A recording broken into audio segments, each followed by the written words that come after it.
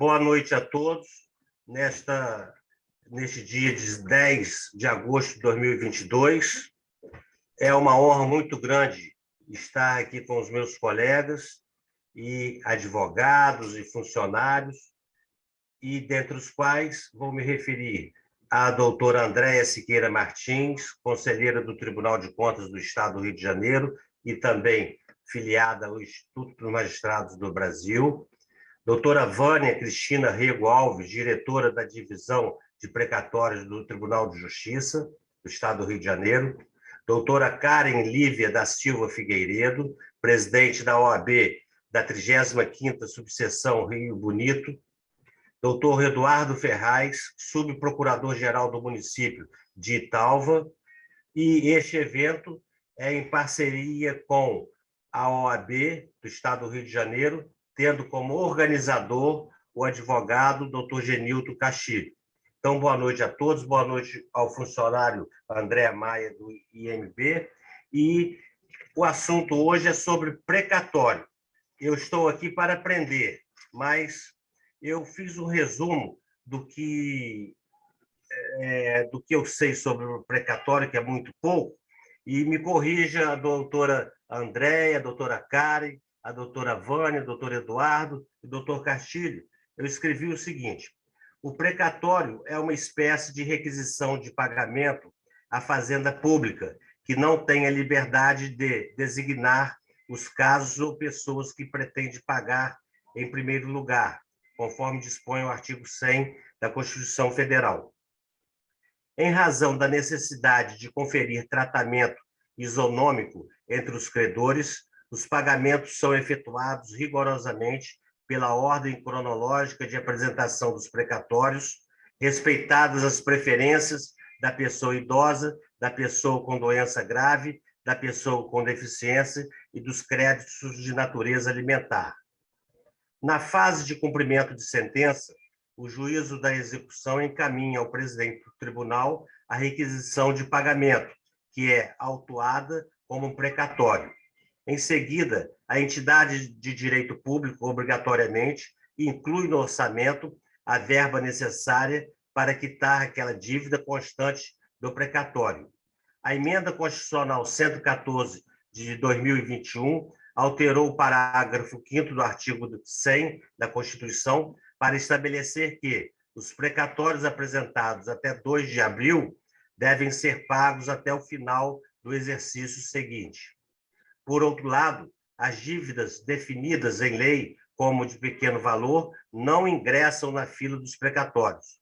O pagamento é realizado por RPV, requisição de pequeno valor, emanada do próprio juízo da execução ao ente público devedor, que deve efetuar o pagamento em até 2 meses.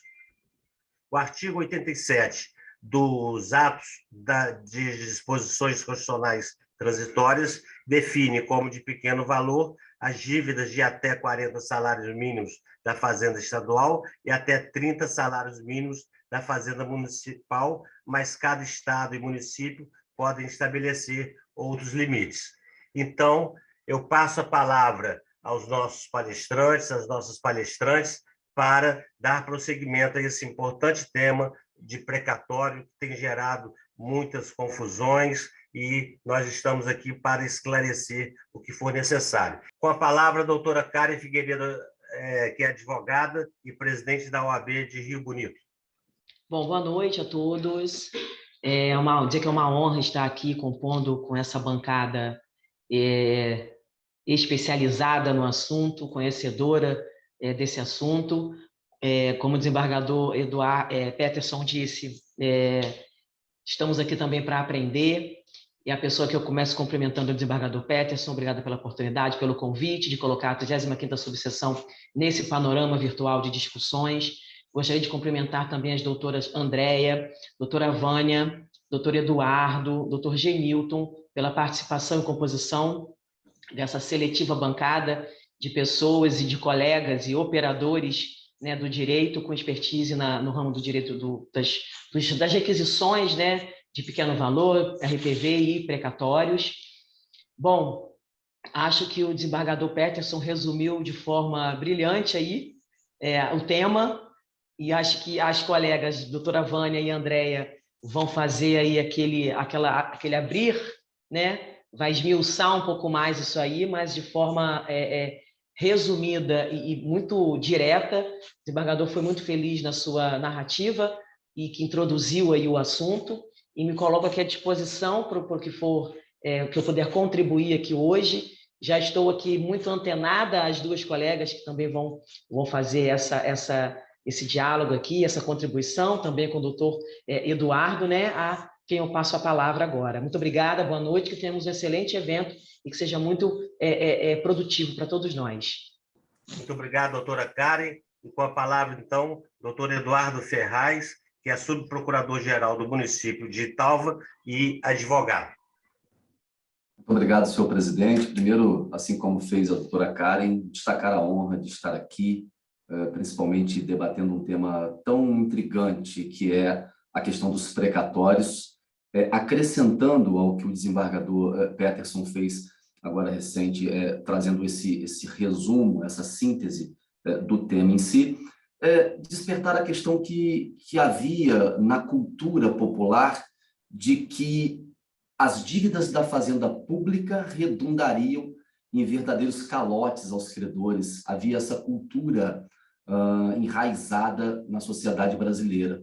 Ou seja, é o Estado que está te devendo, então você não vai receber nunca mais. Penso que isso, com a reforma do Judiciário, a emenda 45, criação do CNJ, começou a ser modificado de maneira muito vigorosa, com regras rígidas, com controle muito profícuo das presidências dos tribunais. E eu, que já passei por diversas assessorias em prefeituras municipais, sou testemunha viva do empenho que as diversas gestões do nosso tribunal, na questão dos precatórios, tornou assim, extremamente importante para a população toda a visibilidade desse tema. Recordo-me que, uma época, um determinado município não pagava precatório em hipótese nenhuma, quase sofreu uma intervenção. E eu trabalhava nesse município à época, e o tribunal foi duríssimo em reafirmar essa obrigatoriedade, esse compromisso, eu diria até social. De modo que, hoje, o tribunal tem uma gestão muito, muito elogiável na questão dos precatórios, seja na divulgação pública das listas, que é uma coisa muito importante, a sigilosidade que é imposta nos processos para evitar uma prostituição do mercado de precatórios e proteger as pessoas que são beneficiárias de algum recebimento futuro por parte da Fazenda Pública. De modo que, assim como todos, estou na expectativa de que a doutora Vânia traga para nós ensinamentos ainda mais específicos sobre esse tema tão gostoso. Muito obrigado pela oportunidade. Parabéns, doutor Eduardo Ferraz, e passa a palavra, então, à doutora Vânia Cristina Soares Rego Alves, que é diretora de Divisão de Precatórios do Tribunal de Justiça, portanto, servidora da Justiça Fluminense. Boa tarde, boa noite a todos, né? Só uma correção, eu sou a diretora da Divisão de Processamento de Precatórios. Nós temos uma diretora-geral, que é a diretora do Departamento de Precatórios.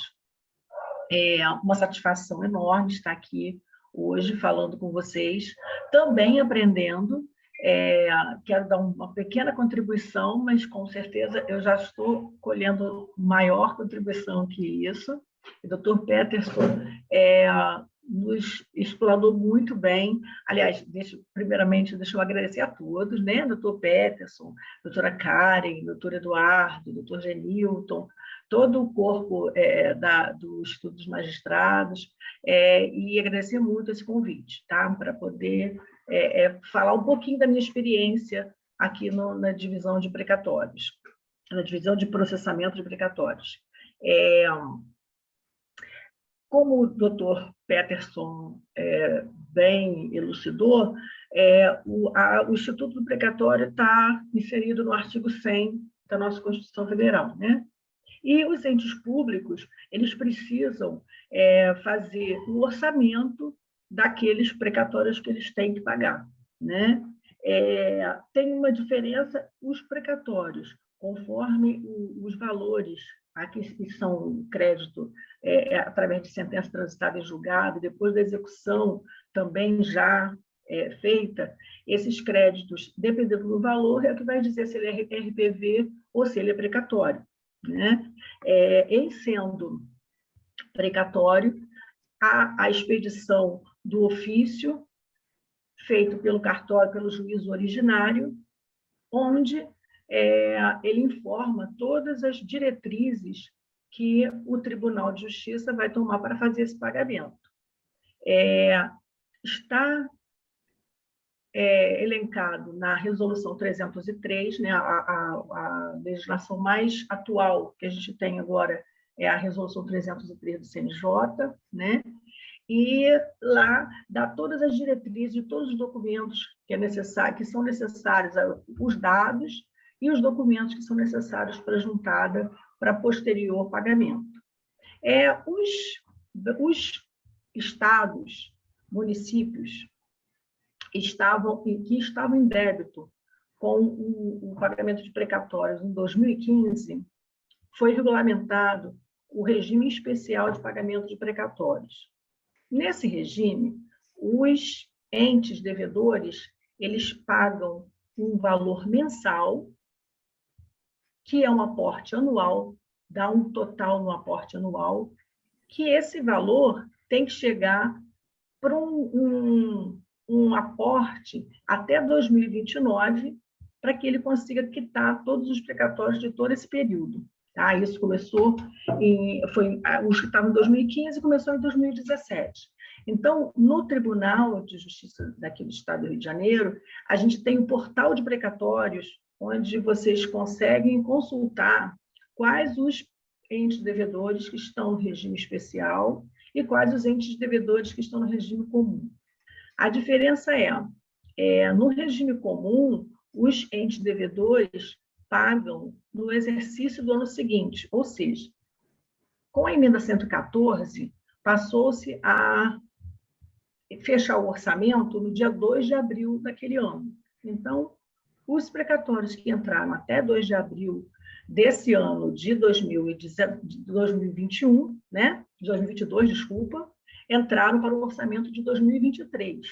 Então, os entes devedores vão ter até 31 de dezembro de 2023 para quitar esses precatórios que foram inscritos no orçamento de 2023. Isso no regime comum. O regime especial, ele tem um pagamento diferenciado. Eles aportam mensalmente. De acordo com a receita corrente líquida que eles têm, é feito um cálculo, tá? Com a receita que eles recebem e o valor total da dívida, é a dívida consolidada. E vão entrando os precatórios conforme os orçamentos, e todos os anos é feito essa conta, né, de qual vai ser o aporte daquele ano, daquele município, ou daquele ente devedor, para ser mais clara, né? E ele vai aportando isso mensalmente. Com esse valor que a gente recebe até o final do ano, que é mensal, a gente vai fazendo os pagamentos dentro da ordem cronológica. E esse cálculo ele é feito pela receita corrente líquida de forma que até 2029 ele consiga quitar todos os precatórios, somando todo o passivo que ele tem. Do que ele já pagou, a gente vai diminuindo todos os anos o que o ente devedor pagou e o que falta pagar ainda, e vai fazendo uma conta, né, para que eles sejam pagos. Essa é a diferença entre o regime especial, né, quem são os entes devedores que estão no regime especial e quem são os devedores que estão no regime comum de pagamento. Tá? A diferença de RPV e precatório, o doutor Peterson já falou, o RPV é pago no próprio juízo originário, é feito através do juiz, faz uma intimação para que eles paguem, né? E é recebido por lá mesmo. Já o precatório, ele vai na ordem cronológica conforme o orçamento, né? E essa ordem ela há de ser bem respeitada pelo presidente por conta de, inclusive, responsabilidade total, civil, criminal, né? Aqui no RPV, a gente pode ver, eu estou até com uma anotaçãozinha aqui, se for o ente federal, é 60 salários mínimos. Se for o ente estadual, é 40 salários mínimos, mas por força daquela liminar da ADIM, está sendo 20 salários mínimos. E o devedor municipal são 30 salários mínimos. Ele também, os devedores podem formalizar um decreto, uma lei que estabeleça esses valores, mas eles não podem, observado o artigo 47, no momento da expedição da requisição judicial, faculta-se o beneficiário. O pagamento da requisição de pequeno valor se dá diretamente no juiz da execução, né? É isso que eu acabei de falar. Isso, desculpa. Não sendo caso de expedição de pagamento precatório, o pagamento devido às fazendas públicas serão recebidos pelo cartório, né? Serão recebidos no juízo. O pagamento por precatório é pela regra do artigo 100, parágrafo 5º, os apresentados até 2 de abril de um ano, faz o pagamento até o final do exercício seguinte. A importância do correto preenchimento do formulário de precatório para a gente. O que acontece? Antes do precatório subir para a gente, precisa estar transitado em julgado a sentença, a execução, precisa não ter nenhuma ainda celeuma quanto a isso, a não ser que seja definido pelo juízo que seja feito um precatório do valor incontroverso, que isso pode acontecer do juiz determinar a expedição do precatório do valor incontroverso. E aí, esse precatório vai subir e o beneficiário vai ter a ordem cronológica até que receber aquele valor, até que seja resolvido o problema do valor controverso. Tá? E subindo para nós, antes do precatório chegar no departamento, é importante para os advogados que eles analisem o ofício precatório, a prévia, porque é realizada uma prévia. Dessa prévia são intimadas as partes para elas se manifestarem, se concordam ou não. E essa prévia tem que atender aos requisitos da Resolução 303 e tem que atender também o ato normativo 2 do nosso TJRJ, que são dados fundamentais, como o valor da execução, o valor bruto, o valor principal, os juros. O que a gente vê muito ali no departamento é que, em alguns casos, o advogado não faz a execução, o cálculo da execução especificado com juros e principal separado. E aí o precatório volta, o ofício precatório volta, porque para facilitar a correção, a contagem dos juros, a gente necessita que venha os juros e correção. E todas as dúvidas que possam surgir nessa cobrança para o precatório, elas vão estar ali na prévia, vocês podem dirimir ali na prévia, porque acontece muitas vezes de marcar, por exemplo, no juízo originário, que tem incidência de imposto de renda. E aí, quando chegar no precatório, na hora de receber, o beneficiário informa que não tem IR, mas a gente não pode fazer nada porque o departamento de precatórios ele é uma sede administrativa. A gente não pode mudar o que veio lá do cartório originário, tá? Então, assim, a coisa mais importante para vocês, na hora de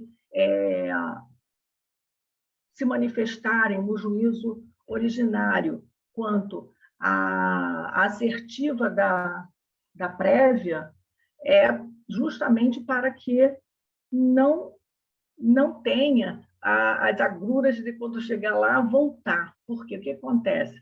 Quando o ofício requisitório de precatório não atende aos requisitos, a gente manda voltar. O juiz não autua. A juíza gestora manda voltar o ofício precatório e ele não é para poder conseguir colocar nenhuma... não dá para você reexpedir aquele mesmo precatório. Você tem que fazer um novo precatório.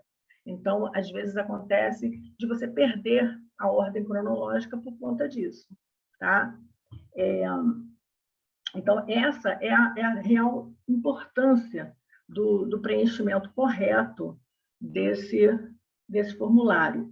A natureza do outra coisa, a natureza do precatório é uma coisa também que é ideal que vocês vejam, os advogados vejam na hora de concordar com a prévia. A natureza, se é alimentar, se é a natureza comum. Por quê?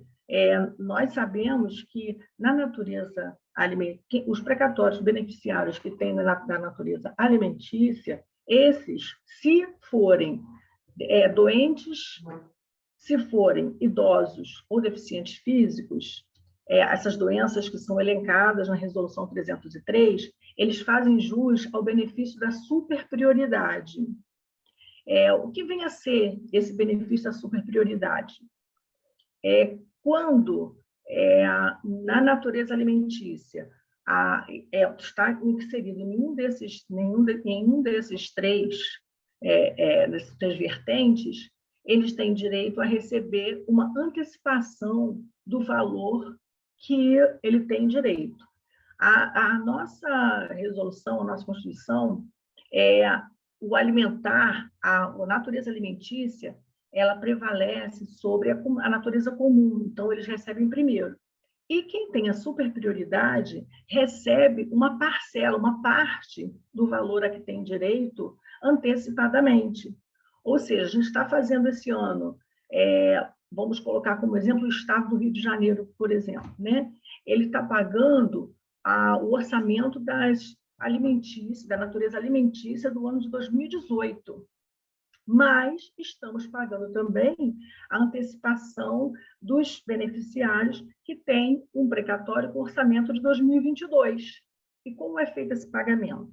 Se o ente devedor, no qual ele tiver o crédito, for do regime comum, ou seja, aqueles que têm que pagar até o final do ano que vem, esses vão receber 3 valores do RPV, tá?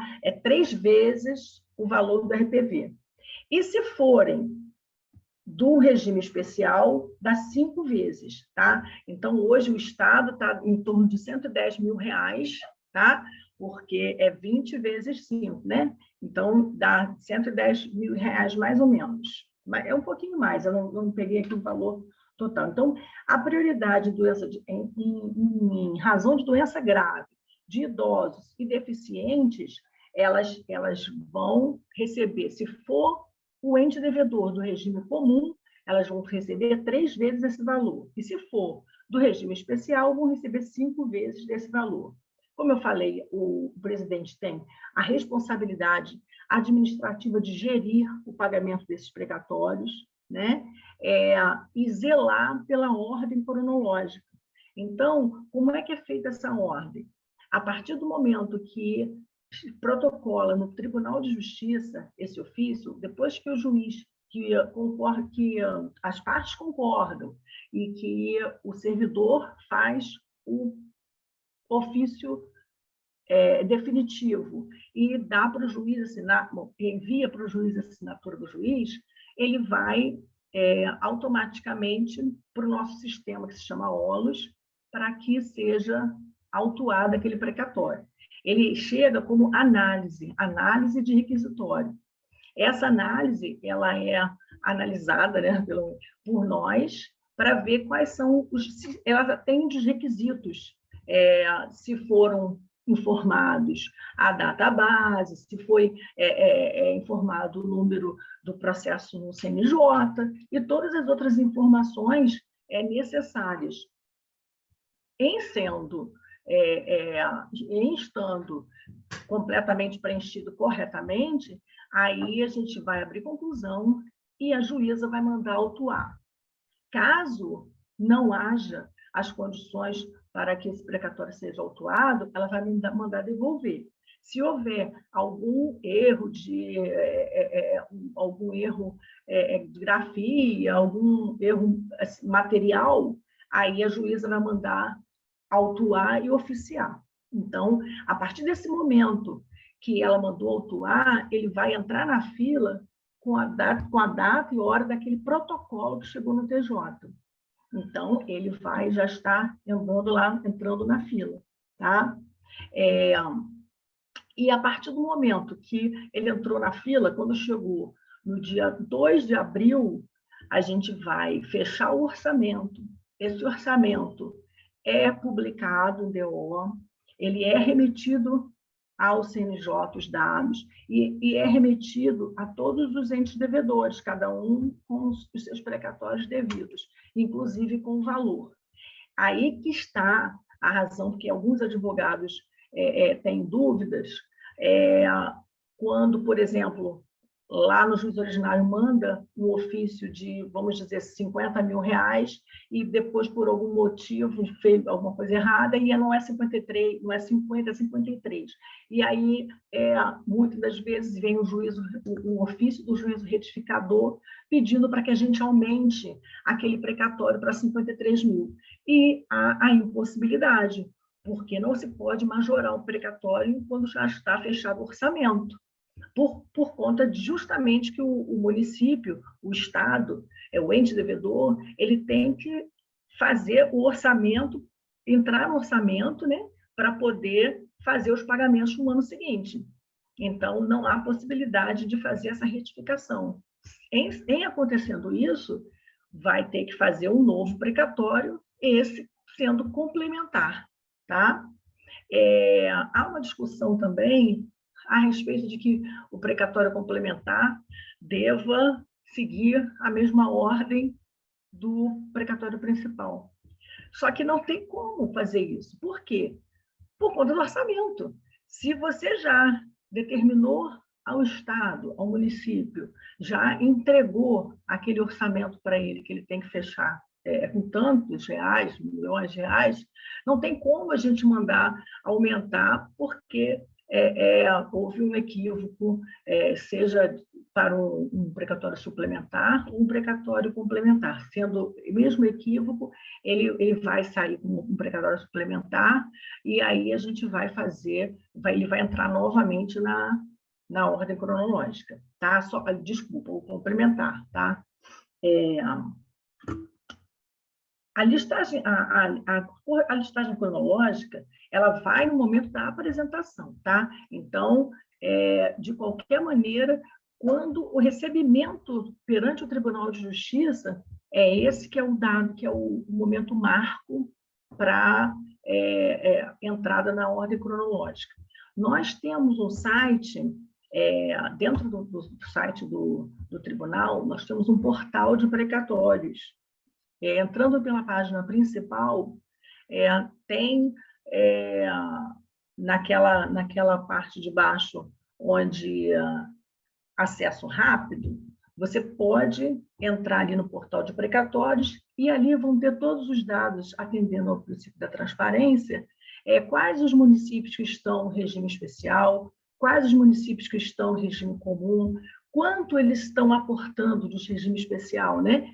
Quanto eles estão aportando mensalmente, qual é o valor do aporte anual, quanto ele já pagou, quais os precatórios que ele já pagou, quantos faltam para pagar. E essas informações todas estão nesse site, tá?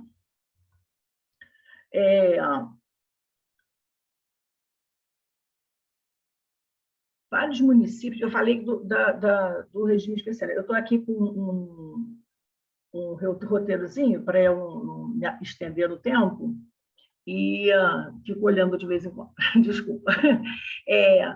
Falando dos precatórios de honorários, vamos fazer um adendozinho aqui, porque pela resolução 303, Os honorários sucumbenciais, eles são autônomos. Então, eles têm a sua própria ordem e eles são ingressados individualmente, como todos os outros precatórios, né? Porque pode ter litisconsórcio num processo de conhecimento, né?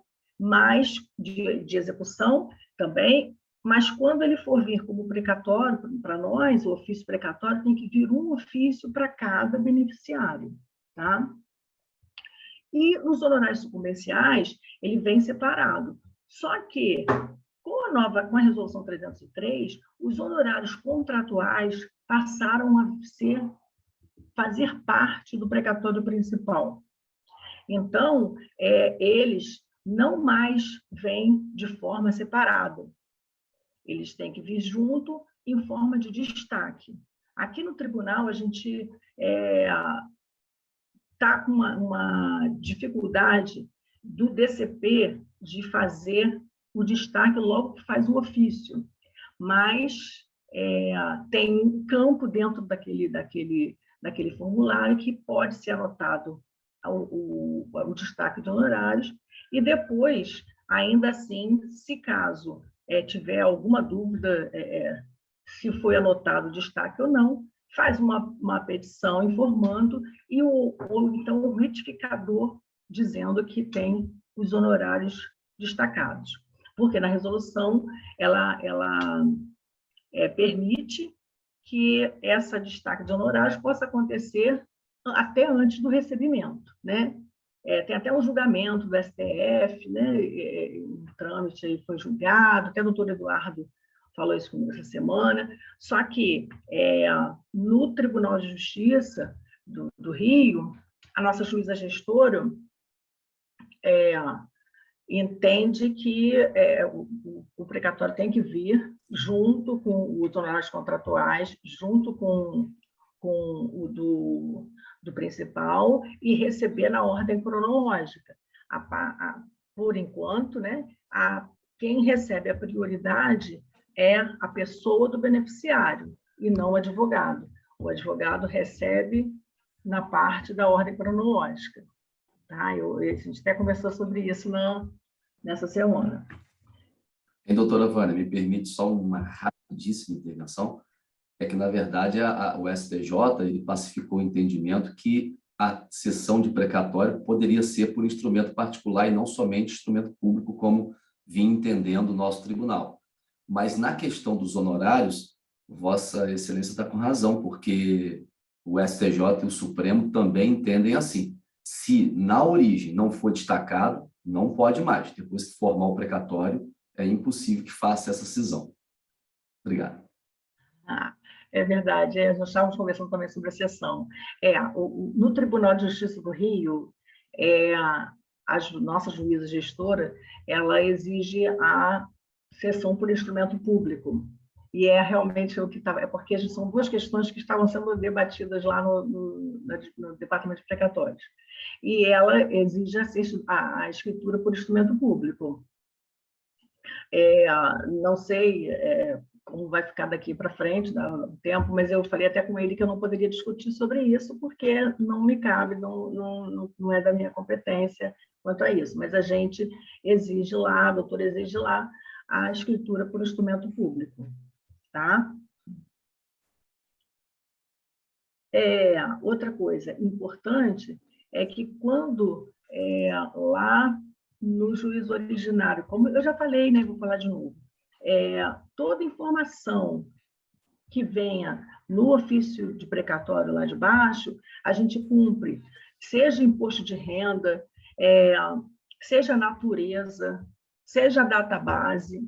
Outra coisa importante, a database, para nós contarmos para fazer os cálculos, é do último cálculo da execução. Às vezes acontece de vir um precatório com a database lá do primeiro cálculo. E aí não é possível que seja feita uma conta em cima de uma database que já foi atualizada. Então, o que o advogado tem que fazer quando manda quando tem a prévia lá do precatório, ver se os cálculos estão de acordo com o que pede o ato normativo 18 de 2019, e para poder, juros e principal separados. Tem que vir o cálculo com juros, principal e o bruto. Se tiver uma contribuição previdenciária, esse valor da contribuição previdenciária ele tem que vir destacado dentro do precatório, mas dentro do valor do beneficiário, porque, de qualquer maneira, esse valor é do beneficiário e vai ser descontado depois que nós fizermos os cálculos.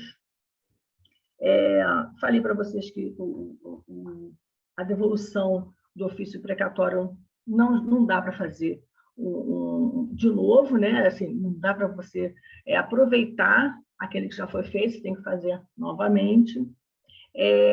Outra modalidade de pagamento por precatório é através do acordo direto, né? Nós estamos no Tribunal de Justiça do Rio com 4 municípios fazendo acordo direto. É o município de Niterói, Quissamã, Nilópolis e agora está entrando Nova Iguaçu. Esse acordo direto funciona da seguinte maneira: o município entra em contato com o tribunal, seja por ofício, por e-mail ou qualquer outro meio legal, solicitando o ingresso nessa modalidade de acordo direto. Ele tem que cumprir alguns requisitos, conforme a Resolução 303, né? E, dentre elas, ele tem que publicar um decreto-lei naquele município, naquela localidade, instituindo o acordo direto e discriminando quais serão os limites, as condições para fazer esse acordo. Lembrando que, no máximo, o deságio que eles podem ter é 40%. Feito esse decreto, a gente abre um processo administrativo com a intenção dele, com o decreto, e a juíza gestora, o juiz gestor, homologa, defere esse acordo. E, a partir desse momento, a juíza vai mandar que seja expedido um edital.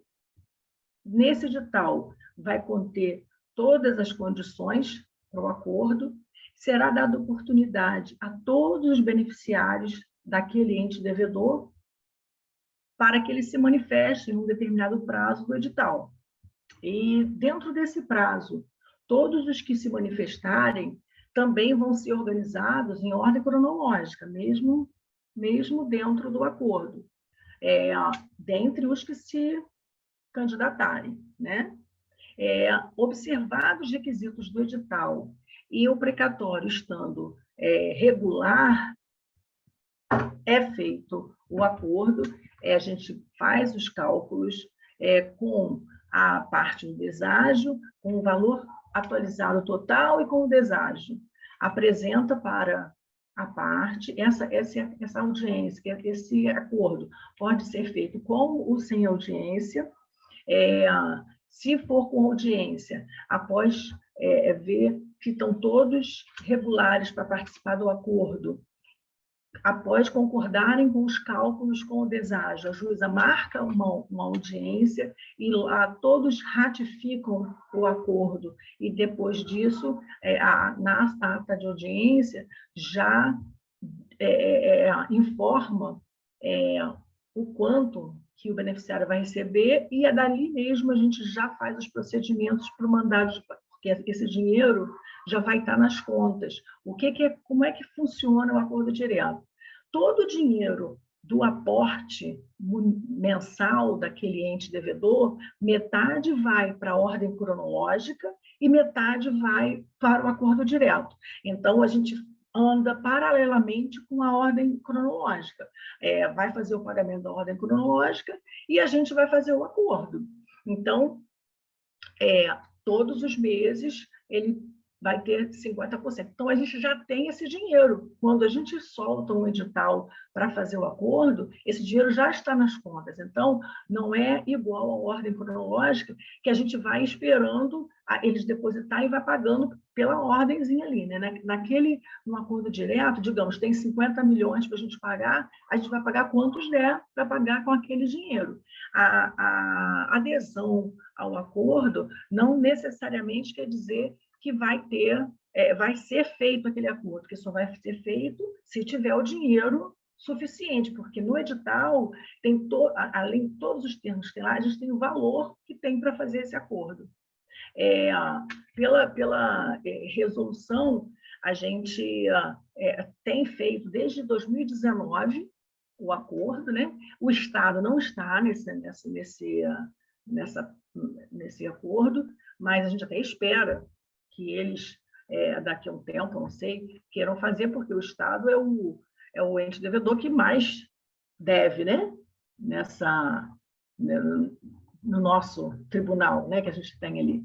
Então, a gente espera que eles venham a fazer acordo. E, com isso, é vantagem para o beneficiário, que tem um pagamento mais rápido, né? E para o município, que ele economiza. Né? Então, esse é o Instituto do Acordo Direto que a gente está fazendo lá. Eu acho que...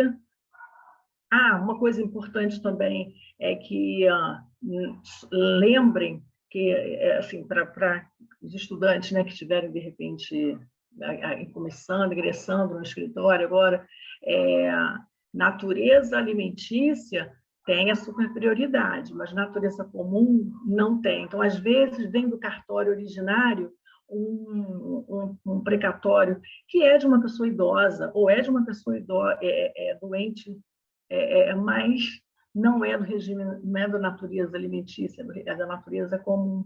Então, aí não tem a prioridade, não adianta ser idoso que não vai ter, né? E algumas pessoas confundem também a natureza do precatório, que ela pode ser alimentícia ou geral, ou comum, com o regime que o município está, que é o regime comum, que é aquele que paga em dia, teoricamente, né? Que ele paga em dia, porque vai pagar no ano seguinte. Ou, então, no regime especial, que é aquele que está parcelando os seus créditos, os seus débitos até 2029. Eu gostaria de deixar com vocês que vocês queiram fazer alguma observação. Vocês me desculpem, fui aquém das expectativas, porque as expectativas eram muito grandes, mas é isso que a gente faz aqui no tribunal.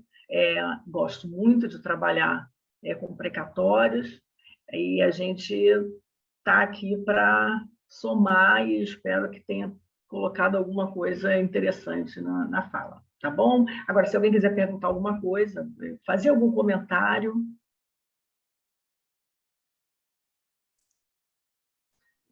Doutora Vânia, a senhora foi espetacular na sua palestra, pelo seguinte, porque mostrou a tramitação interna de um precatório dentro do tribunal, e que só quem sabe desses detalhes, desses esclarecimentos, são pessoas que trabalham diretamente lá dentro do cartório. Então, a senhora está de parabéns, foi muito esclarecedora, e se tiver alguma pergunta, vamos deixar, então, para o final, né, Genilton?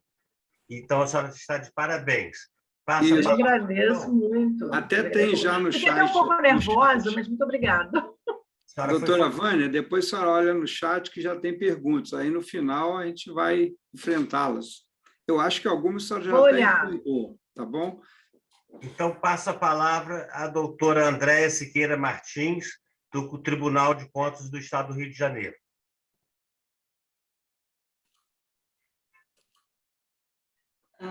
Boa noite a todos e a todas. Inicialmente, eu gostaria de agradecer a gentileza do Dr. Genilton Castilho por ter me convidado para estar nesta noite na companhia dos senhores, e também agradecer a oportunidade que me foi concedida tanto pelo IMB, na pessoa do seu presidente, Dr. Peterson Barroso, como a 35ª subseção da OAB aqui do Estado do Rio de Janeiro, na pessoa da doutora Karen Figueiredo. Eu gostaria também, claro, lógico, de cumprimentar a doutora Vânia pela excelência da exposição e dizer que eu aprendi muito com ela. Realmente, eu ratifico as palavras do Dr. Peterson no sentido de que só quem está ali, né, trabalhando com a operacionalização do andamento dos precatórios é que pode, tem condições de trazer uma exposição com tanta riqueza de detalhes. Bem, eu vou passar logo a tratar do meu tema, né, com relação à palestra, até para que nós possamos administrar da melhor forma possível o tempo da exposição. Eu tentarei ser o mais breve possível. E eu vou compartilhar a minha tela, porque eu vou fazer um uso de slides, especialmente para que nós possamos visualizar melhor os dispositivos constitucionais e legais aos quais eu farei referência.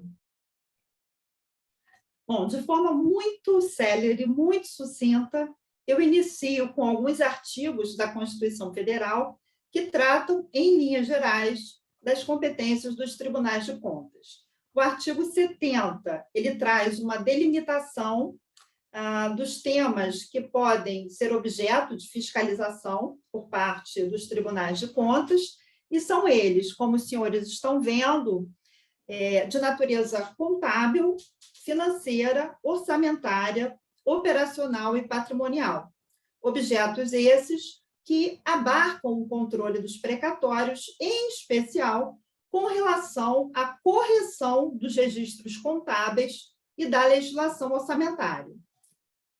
O artigo 71, ele traz um rol de competências do Tribunal de Contas da União, que é estendido aos tribunais de contas estaduais, em face da simetria prevista no artigo 75 da Constituição Federal, e dentre essas competências eu destaquei aquelas que estão mais voltadas para o controle ou a fiscalização dos precatórios.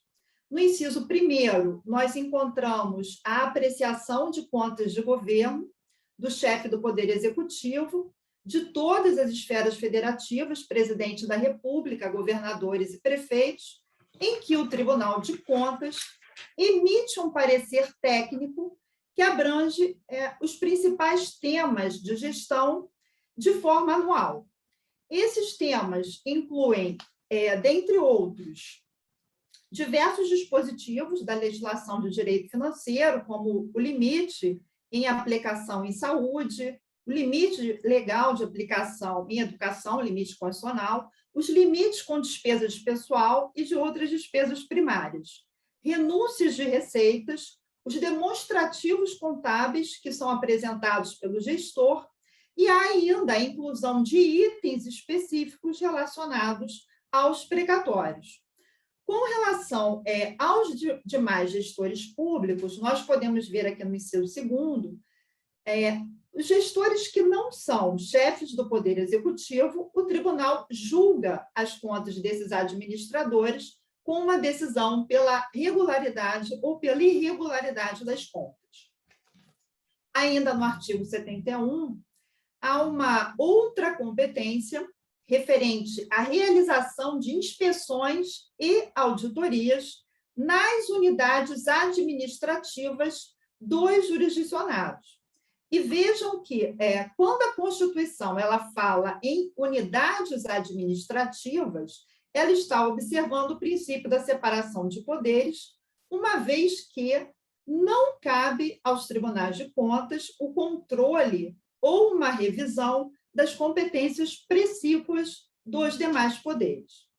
Bem, até aqui eu fiz uma síntese das competências dos tribunais de contas para que os senhores possam compreender como se dá a fiscalização que é exercida por esses tribunais, em especial no que tange ao resguardo do erário, de modo a se evitar danos ao patrimônio público. A partir deste slide, eu vou falar também, de forma muito rápida, sobre as espécies de auditorias que são realizadas pelos tribunais de contas. A primeira delas é aquela mais tradicional, a denominada auditoria de conformidade, que faz uma análise dos atos do gestor público à luz da legislação. Isto é, se os atos praticados pelo gestor estão em consonância com o ordenamento jurídico. Já a auditoria operacional, ela faz uma análise da eficiência, da eficácia e da efetividade de dado ato administrativo, ou seja, via de regra, há uma análise quanto à qualidade do gasto público. Ao contrário da outra auditoria, que é mais voltada para uma análise da legalidade, neste tipo de auditoria, há uma análise relacionada à qualidade, à eficiência do gasto público. Então, nesse tipo de auditoria, o Tribunal de Contas ele faz recomendações para o aperfeiçoamento da política pública ou do gasto público. A auditoria operacional, portanto, ela está mais voltada não para apontar erros ou para sancionar o gestor público, mas sim para que o Tribunal de Contas atue em colaboração com esse gestor em um caráter mais pedagógico. Inclusive, alguns tribunais de contas já realizaram esse tipo de auditoria em conjunto com procuradorias estaduais e municipais, fazendas interessadas, secretarias de fazendas interessadas e o respectivo Tribunal de Justiça. E agora, partindo para a legislação infraconstitucional, nós temos, na Lei de Responsabilidade Fiscal, diversos dispositivos relacionados aos precatórios, seja de forma expressa ou de forma implícita. Nós vamos ver um pouco mais à frente que o atraso no pagamento dos precatórios ele vem provocando o aumento da dívida consolidada de diversos entes federativos. E um exemplo é este artigo 10 da Lei de Responsabilidade Fiscal, que dispõe que os registros contábeis eles devem identificar os beneficiários do pagamento de sentenças judiciais, justamente para que se observe a ordem cronológica determinada pelo artigo 100 da Constituição da República. Daí, o motivo pelo qual os tribunais de contas vêm exigindo o detalhamento da rubrica contábil referente às sentenças judiciais em subelementos de despesas, de modo que se dê a maior transparência possível a estes pagamentos que estão sendo realizados. Vejam os senhores que os subelementos são a necessidade de se destacar aqueles precatórios que são alimentares, não alimentares, os acordos diretos com os credores, as preferências, os precatórios de exercícios anteriores e do exercício corrente, como muito bem a Vânia aí já trouxe aí as consequências práticas de não haver essa separação bem delimitada.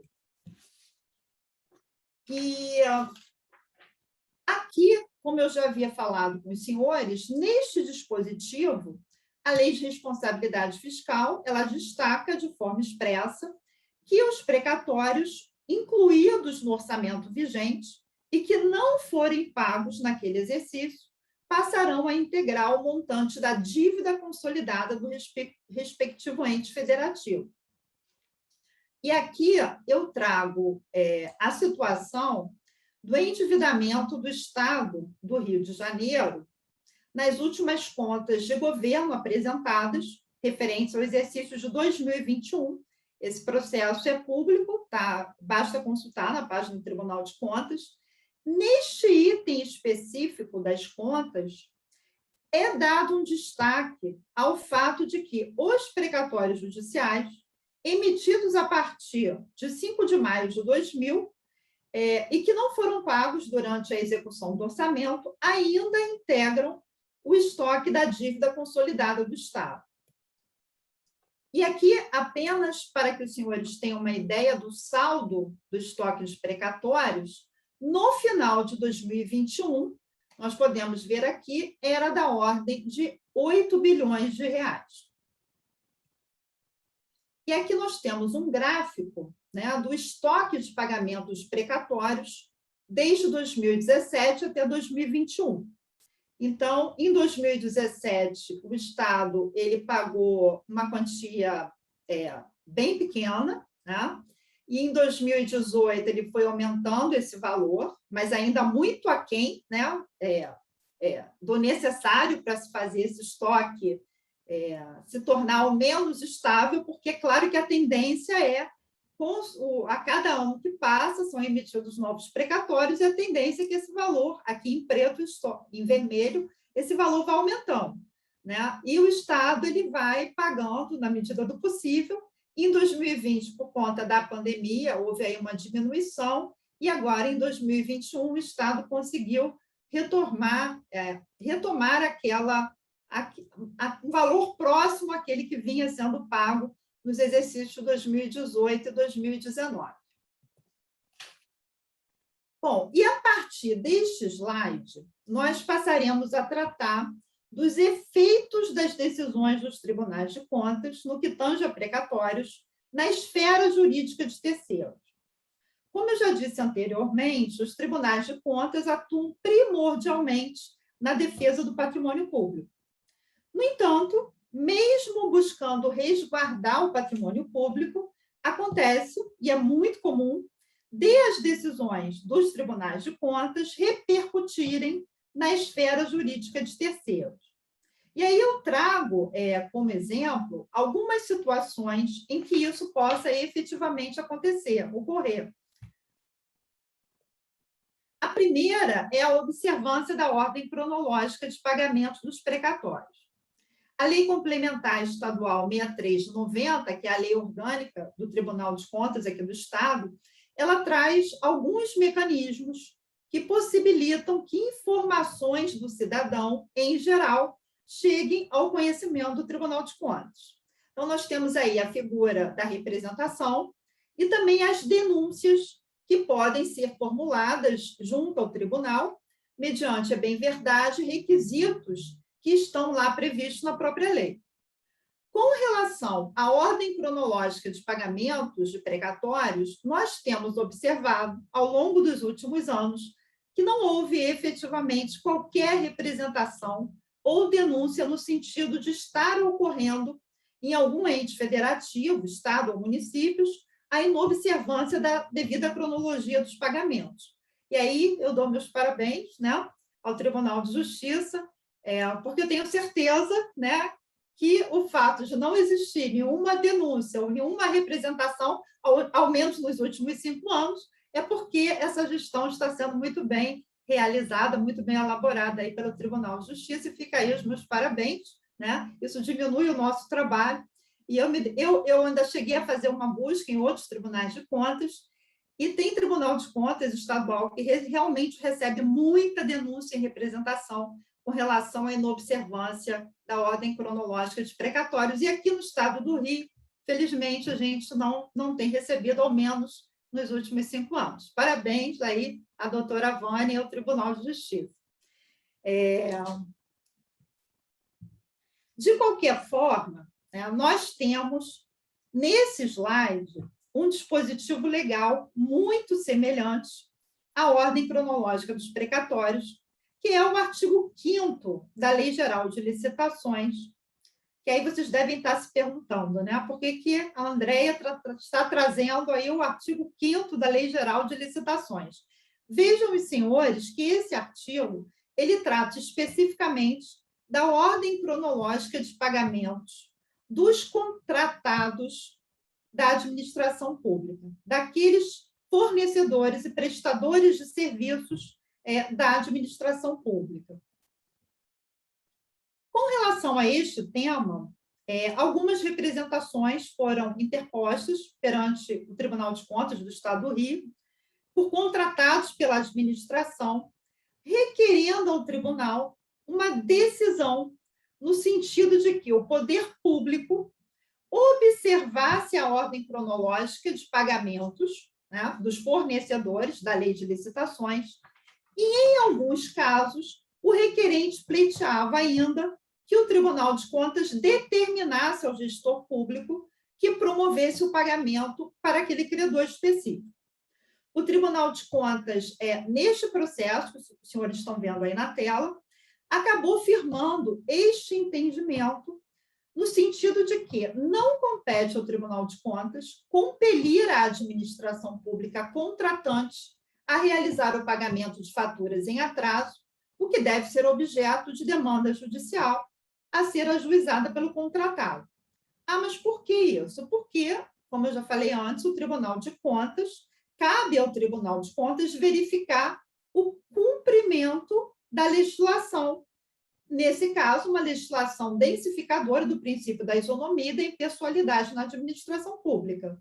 Então, a realização, mas, apesar de a atuação do Tribunal de Contas ser direcionada primordialmente ao resguardo do erário, ao resguardo do patrimônio público, isso não impede que haja, como foi o caso, foi o que foi decidido nesse processo. Nós observamos que havia vários municípios, chegavam no tribunal muitas representações e denúncias de municípios e até de órgãos estaduais e entes da administração pública indireta estadual que não estavam cumprindo essa ordem cronológica de pagamentos dos prestadores de serviços e fornecedores. E, por esse motivo, o tribunal, apesar de entender que nós não poderíamos determinar que o jurisdicionado, Estado ou município, promovesse esses pagamentos, nós resolvemos realizar inspeções extraordinárias que tinham por objeto verificar justamente a observância do dispositivo legal em relação a todos os contratos administrativos vigentes em alguns municípios e também em órgãos e entidades da administração indireta do Estado. Bem, aqui nós encontramos o segundo efeito reflexo das decisões dos tribunais de contas, que tem o condão de interferir na esfera de terceiros, que é justamente a recomposição pelo Estado do Rio de Janeiro de saques efetuados em contas de depósitos judiciais. Nós sabemos que o Supremo ele julgou inconstitucional a Lei Complementar Estadual, número 147, de 2013, lei essa que permitia que um percentual desses recursos fosse destinado para o pagamento de precatórios e também para a capitalização do Rio Previdência. Ocorre que, neste julgamento, o Supremo ele não modulou os efeitos dessa decisão, o que implicou a retroatividade do entendimento da Suprema Corte, no sentido de que não poderiam os recursos dos depósitos judiciais terem sido utilizados para essas finalidades. E, por conta desta decisão, foi firmado este termo de compromisso entre o Estado do Rio de Janeiro e o Tribunal de Justiça, tendo por objeto a recomposição gradual destes recursos ao Banco Depositário, Banco do Brasil ou Caixa Econômica. O Estado, então, ele deu início aos pagamentos em janeiro de 2020, mas houve uma suspensão durante a pandemia e o pagamento foi retomado a partir de outubro de 2020. Eu acredito que os senhores devem estar se perguntando qual o interesse dos credores de precatórios com relação a este tema. E o interesse é justamente financeiro, ou seja, que a dívida ela seja extinta através do pagamento do precatório. Então, em termos práticos, esta decisão do Supremo acabou por impedir a utilização dos depósitos judiciais privados para o pagamento de precatórios, o que, a meu ver, foi uma decisão correta, do meu ponto de vista, mas o fato é que acabou restringindo o pagamento aos credores de precatórios, tendo em vista o interesse dos titulares dos depósitos judiciais. Então, nós temos aí uma ponderação, de um lado, credores de precatórios, e de outro, os titulares de depósitos judiciais. Nesta tabela, nós temos o cronograma de reposição dos depósitos judiciais, que, a priori, está previsto para se encerrar em 2030. A doutora Vânia cansou de falar que em 2029 é o prazo fatal. Mas nós não podemos esquecer que estamos sujeitos a eventuais atrasos, em casos de crise fiscal, ou mesmo situações de imprevisibilidade, que foi o que aconteceu durante a pandemia de Covid-19. Nós acabamos de ver que houve a suspensão dos pagamentos durante alguns meses. Então, há esse cronograma, vamos rezar, né, para que esse cronograma consiga ser cumprido aí ao longo desses anos, mas nós sabemos que o nosso Estado acabou de aderir, acabou de ser homologado o plano de recuperação fiscal, né? Ao menos pelos próximos 10 anos, nós vamos ter que cumprir as contrapartidas do plano de recuperação fiscal e, né, também estaremos sujeitos a eventuais aí, crises fiscais, e eu não digo crise fiscal específica do Estado, uma crise fiscal nacional ou mesmo internacional, tem aí o condão de trazer efeitos aí para as finanças do Estado do Rio de Janeiro.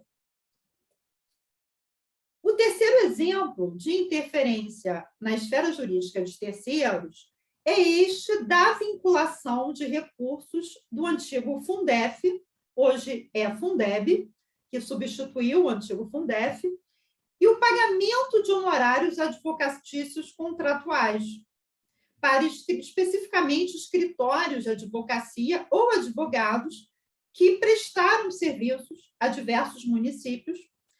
Esses municípios buscavam uma diferença de complementação desses recursos do Fundef junto ao Poder Judiciário.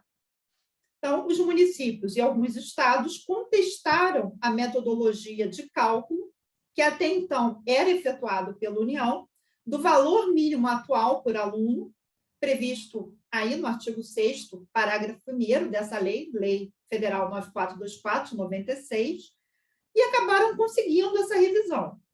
Ocorre que a Lei 11.494, que regulamenta o Fundeb, ela estabelece uma vinculação de pelo menos 60% dos recursos do Fundeb para o pagamento da remuneração dos profissionais do magistério da educação básica. Então, a celeuma surgiu justamente em função deste dispositivo legal. Ou seja, os recursos destinados ao Fundeb, oriundos de decisões judiciais, estariam submetidos a esta vinculação? Ou somente os recursos ordinários do Fundeb se submeteriam a essa restrição do artigo 22?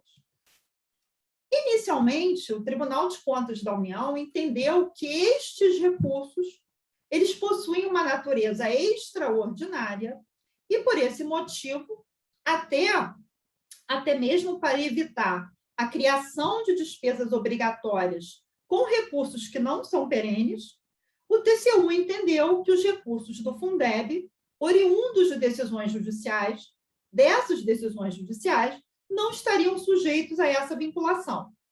Esses recursos deveriam, sim, ser aplicados na educação, no entanto, não necessariamente no pagamento da remuneração dos profissionais do magistério.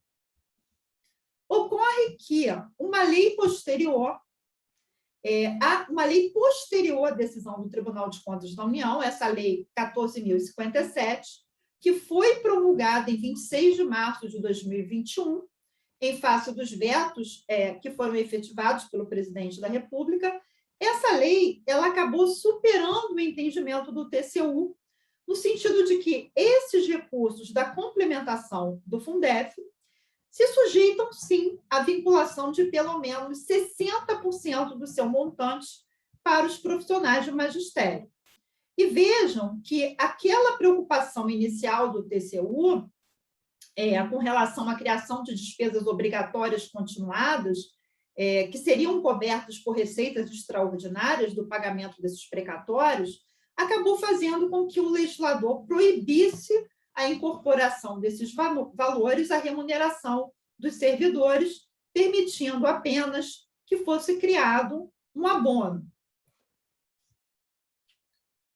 A Emenda Constitucional 114, posterior à Lei 14.057, ela acaba corroborando a solução do legislador infraconstitucional e traz aqui esse dispositivo exatamente nesse mesmo sentido, né, da vinculação de, no mínimo, 60% desses recursos para os profissionais, o pagamento dos profissionais do magistério. Em decisão posterior o Supremo, nessa DPF, a DPF 528, nessa decisão, a maioria dos ministros acabou por confirmar aquela decisão lá no início do TCU.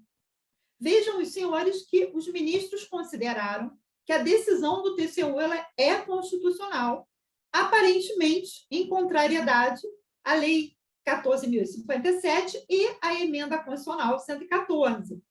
No entanto, vejam esse trecho, né, do relatório do voto do ministro relator, o ministro Alexandre de Moraes, que diz que a decisão do TCU ela é válida, sim, mas, né, é necessária a modificação do entendimento daquele órgão a partir do novo parâmetro constitucional. Ou seja, a partir da emenda constitucional, a vinculação ela deve ser observada.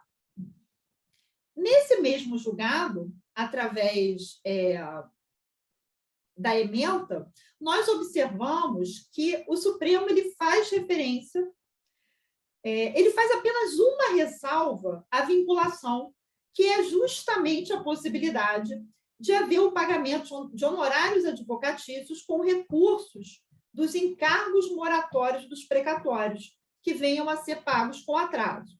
Então, com fundamento em precedentes do próprio Supremo, de que os juros de mora legais têm natureza jurídica autônoma em relação à natureza jurídica da verba em atraso. E, por último, para tentar concatenar, né, essas alterações legislativas e as decisões judiciais e também do TCU, o Ministério Público Federal realizou um estudo bastante aprofundado sobre o tema, tendo, inclusive, editado esta nota técnica que traz uma conclusão quanto às situações fáticas possíveis de ocorrer. Então, a primeira situação, o ente público recebeu os precatórios após 17 de dezembro de 2021, né, a data em que foi promulgada a Emenda Constitucional 114. Nesse caso, há a necessidade de se observar a vinculação prevista na lei do Fundeb, que está prevista, inclusive, na própria Emenda Constitucional.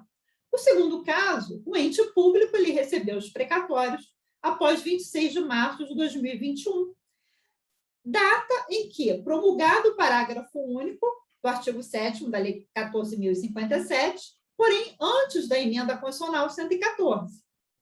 Então, nesse caso, o entendimento do MPF é no sentido de que apenas os saldos remanescentes dos precatórios ainda não utilizados, isto é, não incluindo os valores já despendidos pelo poder público, esses saldos remanescentes eles devem, sim, observância à vinculação. O terceiro caso, o ente público ele recebeu os precatórios antes da alteração da vinculação trazida pela Lei 14.057, mas não possui mais o saldo em conta. Ou seja, os recursos já foram utilizados, já foram transferidos. Neste caso, não há que se falar em vinculação. Em outras palavras, esse dispositivo legal ele não retroage. E isso, né, em face da irretroatividade da lei como regra e da proteção constitucional do ato jurídico perfeito. O quarto caso, o quarto e último caso, é aquele em que o ente público recebeu os precatórios antes da alteração legislativa, mas desde que ainda possua saldo em conta. Então, neste caso, o Ministério Público Federal ele entende que, em face do princípio da isonomia, é possível, sim, aplicar a vinculação dos recursos ainda remanescentes, ou seja, recursos que, por algum motivo, ainda não tenham sido repassados aos estados e municípios ou efetivamente tenham sido utilizados. Então, eu paro por aqui, né? Agradeço a todos pela atenção e, claro, me coloco à disposição para eventuais esclarecimentos ou observações que alguém aí deseje fazer. Obrigada a todos. Deixa eu...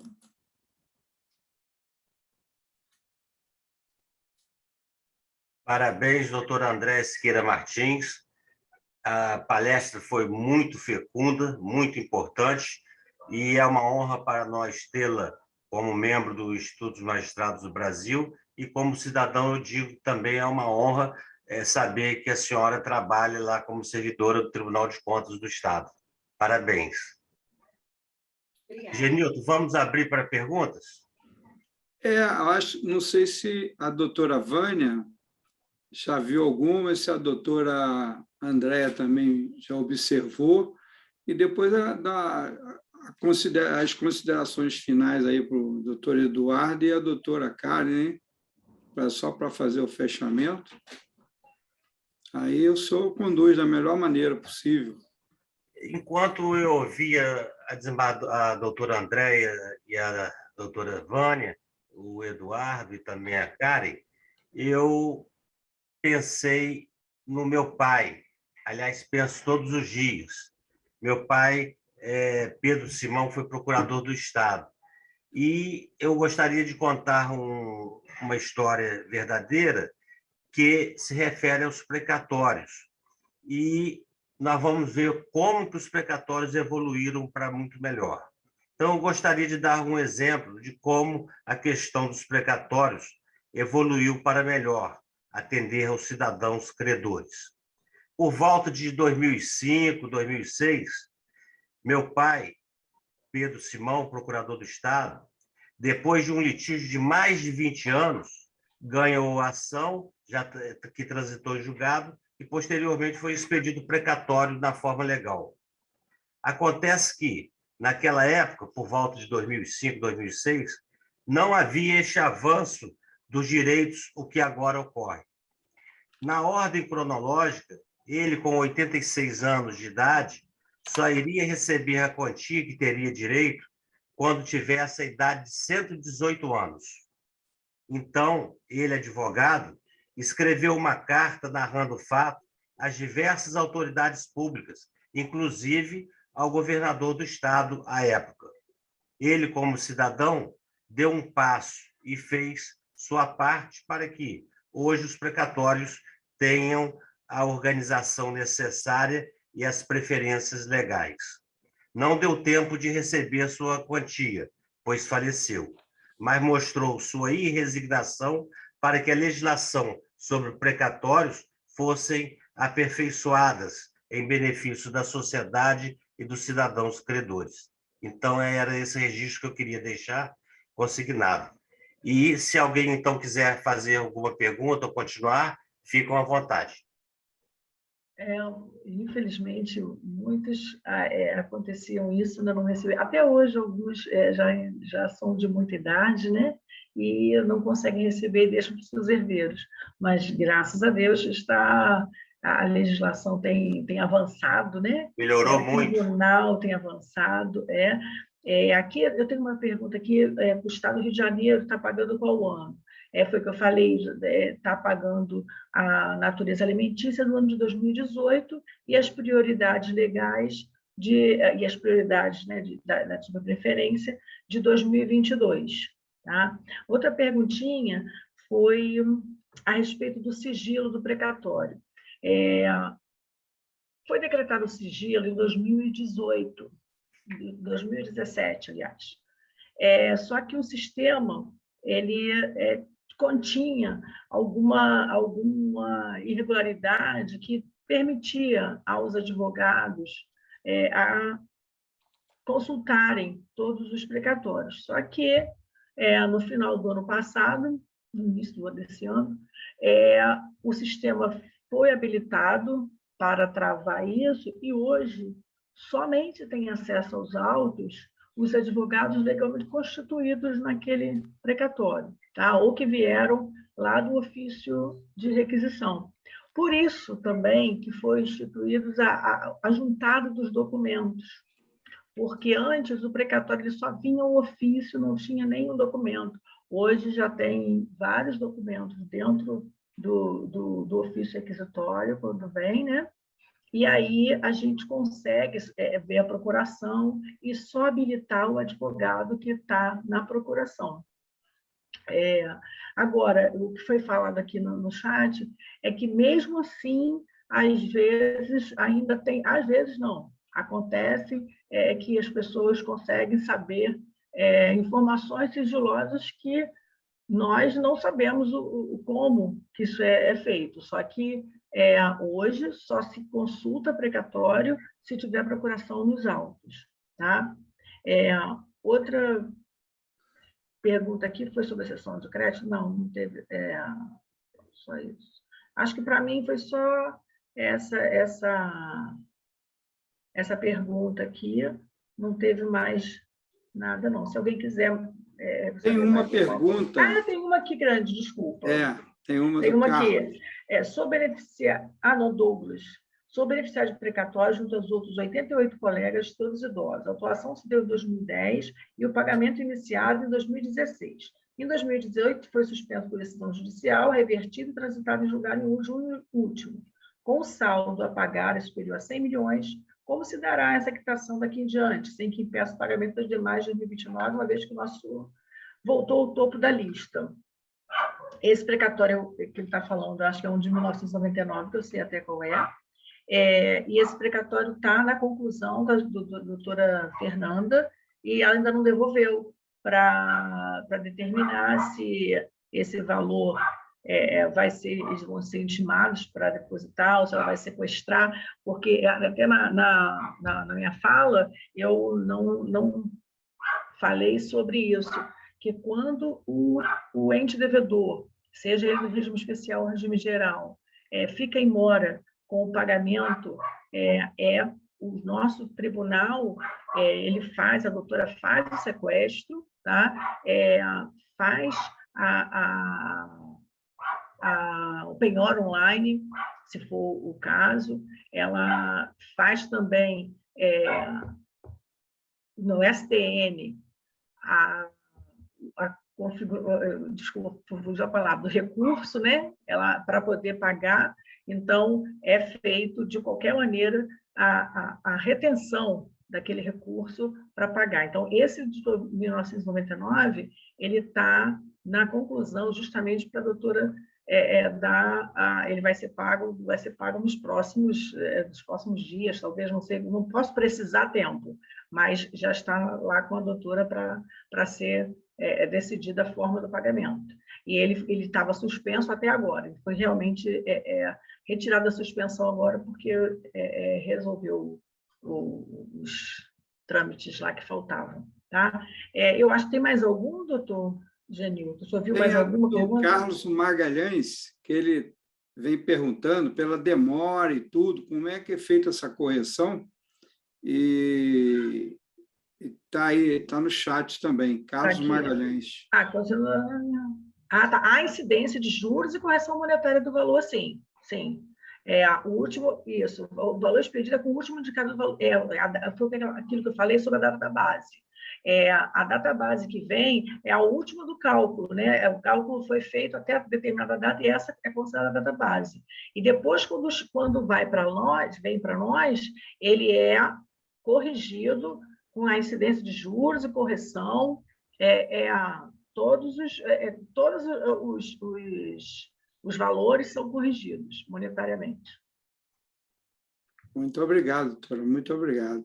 Doutor Peterson, agora eu acho que sugestão, doutor Eduardo Ferraz fazer as considerações finais para despedida e depois a doutora Karen, em nome da doutora Ana Tereza e do doutor Luciano Bandeira, que não puderam, por força maior, um outro evento, estar conosco nessa live, mas a doutora Karen é a presidente da OAB de Rio Bonito e a OAB é uma só. Ela vai responder aí em nome do doutor Luciano Bandeira e a doutora Ana Tereza. Ô, Castilho, deixa eu fazer uma pergunta a você. Está ouvindo? Estou. Como você está fazendo para manter vivo esse mar aí atrás de você? Não deu tempo de ir para casa. Eu estou aqui na Bahia e aí eu falei, vou fazer daqui da varanda mesmo. Aí agora não tem jeito. Então tá. Então, doutor Eduardo Ferraz. Obrigado, senhor presidente. Eu só tenho a agradecer os esclarecimentos que foram feitos. O tema, ele para usar um adjetivo inesgotável, porque é muito interessante. São várias vertentes que podem ser abordadas. Eu, no início da minha fala, falava a respeito dessa modernização da gestão do precatório, e aí o desembargador Peterson trouxe à baila uma história real do seu pai na questão do recebimento, que acabou não acontecendo a tempo e hora, mas, realmente, o nosso Tribunal de Justiça ele tem uma gestão de precatórios muito elogiável, é uma gestão profícua, moderna, com uma publicidade ímpar. Então, temos muito que nos orgulhar aqui no estado do Rio de Janeiro. No mais, a doutora Andréa Siqueira, do Tribunal de Contas, trouxe esclarecimentos assim que revestiu a nossa palestra até de uma complexidade maior, trazendo à baila essa interface da gestão administrativa com alguns desdobramentos na seara, diria eu, de fiscalização dos entes públicos, e me assustei com esse passivo do estado do Rio de Janeiro, eu acho que todos nós, e da pequena parcela que é acoplada todos os anos para pagamento. No mais, agradecer a todos e a honra de estar aqui. Doutor Genilton, muito obrigado. Doutora Karen, muito obrigado. Doutora André, doutora Vânia, um prazer conhecê-la. E o desembargador Peterson Simão, que tem essa judicatura conhecida e admirada por todos nós, jurisdicionado do Estado do Rio de Janeiro. Muito obrigado. Obrigado. Doutora Karen. Bom, ratifico aqui as palavras do doutor Eduardo Ferraz, foi uma noite de grande aprendizado. Realmente a doutora Andréa Siqueira trouxe aqui à baila uma discussão e um conteúdo fiscalizatório que confesso que não tinha conhecimento, mas me despertou interesse. Parabéns pelo material, muito claro, muito explicativo, de conteúdo muito rico. A doutora Vânia Cristina também sem palavras, depois eu quero estabelecer um contato com a senhora, porque a minha experiência de RPV e precatório é mais na área federal, que é onde eu atuo mais. Compartilho, parabenizo a doutora Vânia também por esse Siqueira, Vânia Cristina por esse material, pela oratória tranquila e tão dominadora do assunto, que com certeza agregou muito para todos nós, que somos operadores, e demais colegas que estão participando conosco na live, e estudantes, enfim, muito obrigada. Desembargador Peterson Simão, compartilho com o seu depoimento com a minha realidade também. Meu pai não está aqui para receber o precatório dele, entrou para o espólio, mas eu posso dizer que acompanhei muito esse processo com ele, porque fui advogada dele a partir da minha formação em direito, e hoje eu vejo que a tramitação e o funcionamento dos precatórios é muito diferente, né? O processo dele era de 96 e infelizmente não chegou, não está vivo para poder viver isso, né? Mas a gente que trabalha com direito e acompanha, vê realmente essa evolução, e eu fico na expectativa, na torcida, já vejo a mudança e que isso realmente aconteça, né? A gente vê que o nosso tribunal tem evoluído muito, tem melhorado muito nesse aspecto, e aí ficam os meus elogios, né? A gestão do tribunal nesse aspecto também, como muito bem falou o doutor Eduardo Ferraz. Então, acompanho o senhor na sua experiência, desembargador Peterson, mas com a expectativa e a alegria de ver que estamos vivendo dias melhores, e melhores ainda virão nesse aspecto com a gestão que a gente tem do tribunal. Gostaria de agradecer ao doutor Eduardo Ferraz pela participação também, colega também, doutor Genilton Castilho, pelo convite, né? Acho que talvez eu não tenha tido a contribuição que gostaria, mas saio daqui muito enriquecido em conteúdo e sou grata por isso. Muito obrigada, doutor Peterson, pela participação em MB, e boa noite a todos e aos colegas que participaram também. Muito obrigada. Doutora Andréa, quer fazer alguma manifestação final? De forma muito rápida, agradecer a oportunidade. Como eu já disse, foi para mim muito produtivo, porque eu aprendi muito com a doutora Vânia, né? Então, foi muito interessante ver esse lado de como é feita a operacionalização, né, dos precatórios, do pagamento dos precatórios. Os tribunais de contas não fazem esse tipo de trabalho, talvez alguém possa ter algum tipo de dúvida nesse sentido, mas não. é da competência exclusiva do Tribunal de Justiça, né? Acontece que, em alguns estados, houve realmente algumas denúncias de representações com relação ao não cumprimento, principalmente da ordem cronológica de pagamentos, foram realizadas auditorias, mas aqui, repito, no estado do Rio de Janeiro, nós não temos denúncias e representações contrárias aí à gestão dos precatórios pelo Tribunal de Justiça do Estado do Rio. Então, deixo aqui mais uma vez meus parabéns. Doutora Vânia Cristina, quer falar? Eu só tenho a agradecer por essa oportunidade enriquecedora, onde eu aprendi muito também, que eu não sabia nada do Tribunal de Contas, e foi assim, enriquecedora, e agradecer muito a oportunidade e dizer também que o Departamento de Precatórios, em meu nome, em nome da diretora, da juíza, né? Dizer que nós estamos abertos lá para qualquer conversa, qualquer esclarecimento, dúvidas com relação ao precatório, tá? E só isso. Muito obrigada mesmo. Foi um prazer mesmo. E muito obrigada, doutor Peterson, por essa enriquecedora oportunidade, Genilton, todos eles, tá bom? Muito obrigada. Então, o Tribunal de Justiça está de parabéns por sua evolução, o Estado do Rio de Janeiro também por sua evolução e organização dos precatórios, e este evento deverá constar do site do IMB, também da OAB, e neste caso, então, agradeço muito ao organizador do evento, doutor Genilton Castilho, doutor Eduardo Ferraz, doutora Vânia Soares Rego Alves, doutora Karen Figueiredo, que é advogada em Rio Bonito, e doutora Andréia Siqueira Martins, e muito obrigado a todos que participaram deste evento virtual. Muito obrigado, e podemos encerrar. Doutor Peterson, eu queria, em nome do IMB, agradecer ao André, Maia e toda a sua equipe.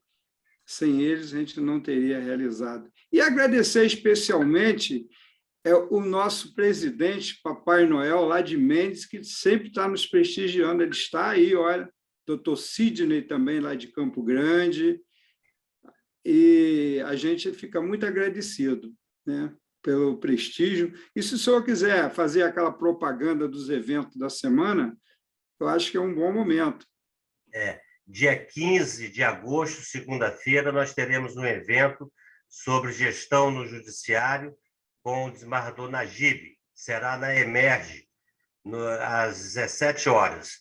E no dia 25, um evento muito importante, que é comemorando os 200 anos da instituição do júri no Brasil, e ocorrerá no dia 25, é uma quinta-feira, no Museu da Justiça, no 3º andar. Quem puder ir, será uma honra para nós recebê-los. Então, um abraço a todos e podemos encerrar a sessão, então. Tudo de bom para vocês. Muito obrigado pela participação.